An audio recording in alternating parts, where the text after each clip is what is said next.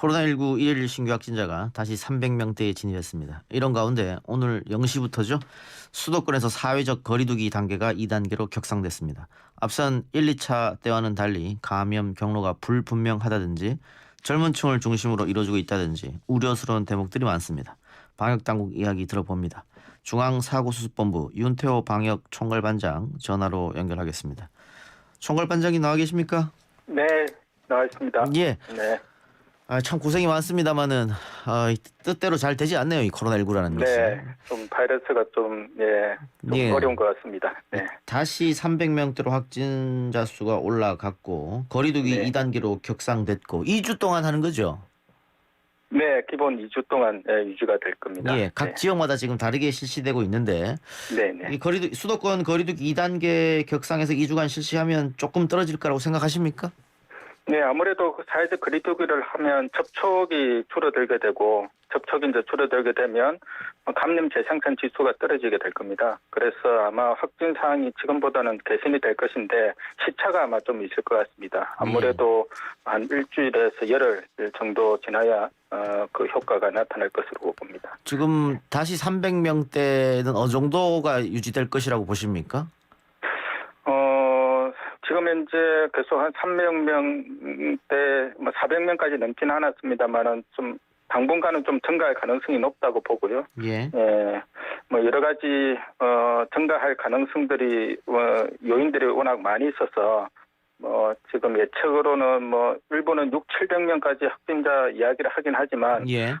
그까지 가능성을 배제할 수는 없지만 국민들께서 거리두기를 잘 지켜주신다면 그 전에 아마 좀 유지가 되지 않을까라고 생각을 합니다. 네, 그까지는 가지 않을 것이라고 봅니다. 3차 유행이라고 보여지는데 1, 2차 때보다 더 위험하다 이렇게 판단하고 계시는지요?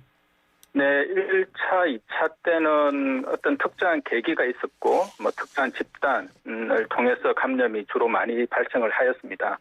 이번 이제 3차 때는 그런 어떤 특정한 계기보다는 우리의 일상생활 곳곳에서 집단 감염들이 발생을 하고 있어서 그 전에 비해서는 관리하기가 좀 더 까다로운 그런 상황이긴 합니다. 예. 네.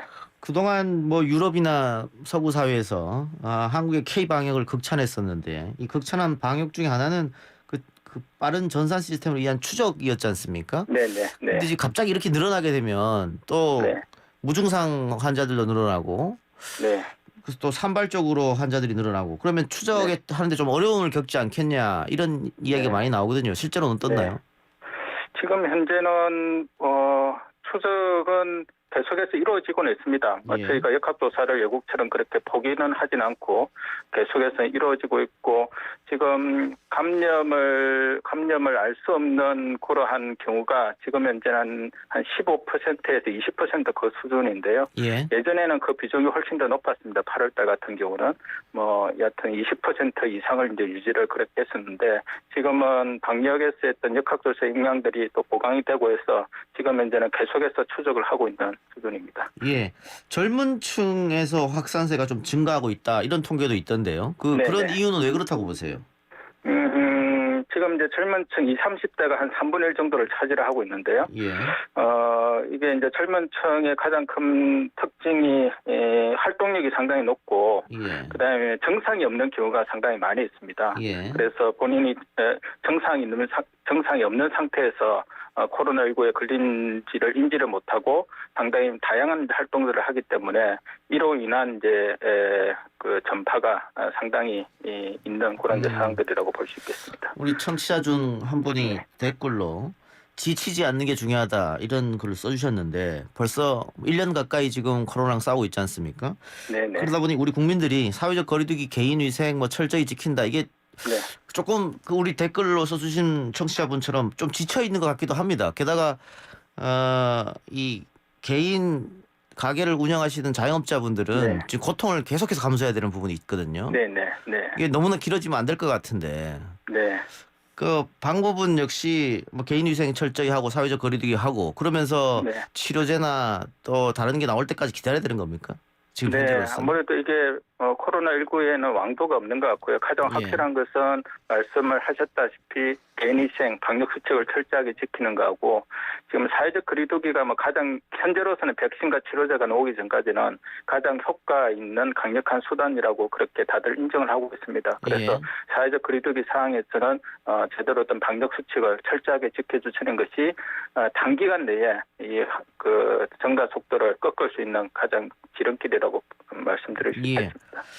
그 지금은 마스크를 안 쓰는 사람은 거의 없고 만일 안 쓰는 경우에 또 가태료까지 부과되는 상황이지 않습니까? 네. 그럼에도 불구하고 이 확산세가 줄어들지 않는 이유는 역시 그 각자 개인의 모임 때문이라고 보세요? 어떠세요? 네, 아무래도 지금 이제 많이 발생을 하는 것이 마스크를 쓰기가 어려운 환경에서 발생을 하고 있습니다. 근데 사우나라든지 음식점이라든지 그다음에 이제 소규모 모임 같은 경우는 이제 방심을 하고 이제 마스크를 벗고 대화를 이제 많이 하게 되는 그런 경우들이 있어서 이제 마스크를 쓴 상태에서는 큰 집단 감염이 발생할 확률이 상당히 낮지만 이제 마스크를 어쩔 수 없이 마스크를 쓰지 않는 환경들도 있고 또 방심해서 마스크를 쓰지 않는 그런 환경에서는 집단 감염의 사례들이 계속 나타나고 있습니다. 아까 제가 자영업자들 이야기했는데 2단계 격상으로 여러 변화가 수반되고 있고 카페에서는 포장 배달만 가능하게 되는 것이죠? 네, 그렇습니다. 전에는 프랜차이즈 업종에 한정돼 있지 않았습니까? 프랜차이즈 업종에만 한정되어 있는데 그때도 프랜차이즈 업종과 다른 카페 간의 차이가 무엇인지에 대해서 잘 모르겠다라는 여러 가지 좀 문제 제기들이 있어서 그런 부분들을 통일성을 기하기 위해서 카페를 전반적으로 지금 확대된 것입니다. 그러면은 카페 규모 상관없이 해당되는 것이고 식당은 9시 이후로 영업을 할 수 없고 식당은 9시 이후로 포장 판매만 가능합니다. 호프집 같은 경우는 어떻습니까? 호프집 같은 경우도 일반 음식점으로 분류가 되어 있기 때문에 9시 이후로는 포장 판매만 가능한 상황입니다. 만일 그 문을 닫고서 안에서 먹게 되면은 적발될 경우엔 벌금입니까? 네, 벌금에다가 원 스트라이크 아웃제라고 해서 바로 집합 금지, 영업이 어려운 그런 상황으로 들어갈 수 있습니다. 알겠습니다. 자, 그리고 지난 한 달 새 코로나19 감염력이 50% 이상 늘어났다 이런 보도가 나왔던데 이건 어떤 걸 의미하는 건가요?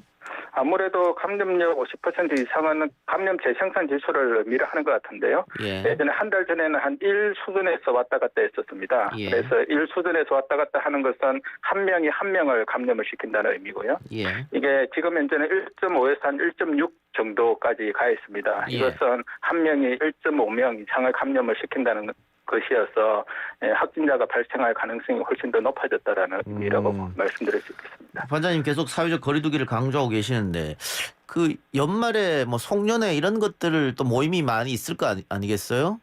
그 우려되시겠어요? 그러면 그런 쪽에 대해서?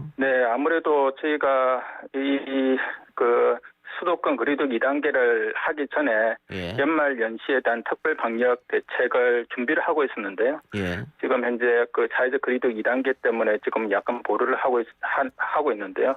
지금 현재 가장 중요한 것은 연말 연시가 되면 아무래도 술을 동반한 식사, 택시 이런 부분들이 상당히 많이 있을 거기 때문에 그 자체가 감염에 매우 취약한 구조라고 그렇게 상황이라고 볼 수가 있겠습니다. 그래서 그러한 모임은 자제를 해주시는 것이 가장 안전한 방법이라고 생각을 합니다. 자, 반장님을 비롯해서 방역 인력들 또 보건 인력들이 한계에 온 거 아니냐 뭐 이런 이야기도 있던데 실제로 어떻습니까? 국민들께서도 지쳐 가시는 부분들이 있는데 저희 방역당국 입장에서도 안 지친다는 것은 거짓말이겠습니다만 저희는 여튼 국민들께서 좀 더 안전하게 생활을 하실 수 있도록 저희는 최선을 다해야 된다는 것이 또 저희의 책임감이자 또 임무라고 생각을 해서 지치지 않고 계속해서 열심히 최선을 다하려고 하고 있습니다. 좀 더 힘내주시고 그 병상 확보는 어떻게 돼 있습니까? 병상 확보는 저희가 생활치료센터, 그리고 감염병 전담병원, 그리고 중환자 병상 이 세 가지 종류로 해서 저희들이 확충을 하고 있고요. 가장 이제 조금 속도가 더딘 것이 중환자 병상이긴 한데 지금 이제 수도권이나 다른 권역들하고 지금 현재 계속해서 회의를 하면서 가용한 병상을 지금 계속해서 확충해 나가고 있습니다. 그래서 중환자 병상이 모자람이 없도록 지금 이제 계속해서 철저하게 지금 만반의 준비를 좀 하고 있다라는 말씀을 드립니다. 알겠습니다. 반장님 오늘 말씀 여기까지 듣겠습니다. 네, 감사합니다. 고맙습니다. 지금까지 중앙사고수습본부 윤태호 방역총괄반장이었습니다.